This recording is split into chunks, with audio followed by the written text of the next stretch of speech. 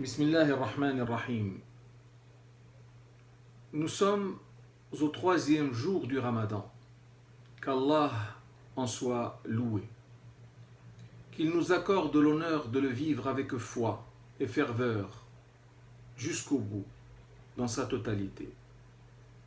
Tel que nous avons déjà pu le dire, le jeûne est une véritable aubaine pour tous ceux qui l'observent correctement. En effet, le mois du Ramadan est une période de purification matérielle et morale inédite.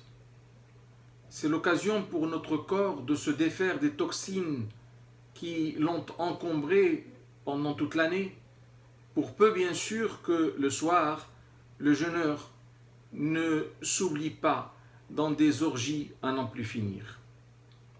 Sur le plan psychique, le fait de braver la faim et la soif avec foi et abnégation permet au jeûneur de mieux supporter l'adversité et adapte ses capacités tampons à la décence et aussi à la bonne conduite.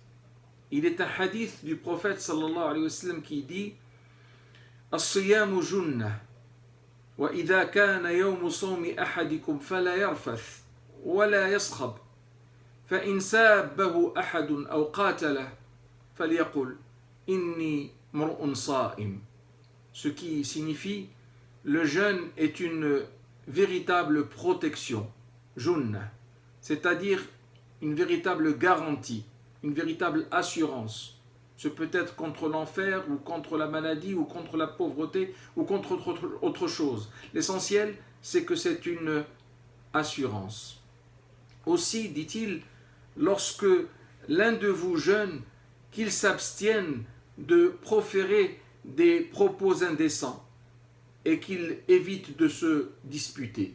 Et si jamais quelqu'un profère à son encontre quelques injures ou carrément l'attaque, qu'il se dise à lui-même « Je suis en état de jeûne, je suis en état de jeûne ». Autant dire qu'avec un état d'esprit aussi positif et des bénéfices matériels aussi grands, le fidèle ne peut être qu'à l'affût du jeûne. Et son amour pour cet acte de culte extraordinaire ne peut que se décupler quand il prend connaissance des bienfaits qu'il lui procure dans l'au-delà. Dans un hadith sacré, c'est-à-dire un hadith qudsi, Dieu dit Kullu amal ibn Adam lah illa as-sawm fa innahu li wa ana ajzi bih. Ce qui veut dire tout acte accompli par l'être humain lui est acquis, sauf le jeûne. Le jeûne me revient et c'est à moi d'en fixer la rétribution. Alors, pensez au généreux quand il veut faire une surprise à son bien-aimé. Il fait tout pour que ce dernier n'ait aucune idée de ce qu'il va recevoir. Et lorsqu'il le reçoit, il fait tout pour qu'il en soit émerveillé. Que peut-il en être si ce généreux n'est autre qu'Allah subhanahu wa ta'ala?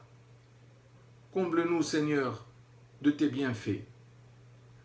Amen.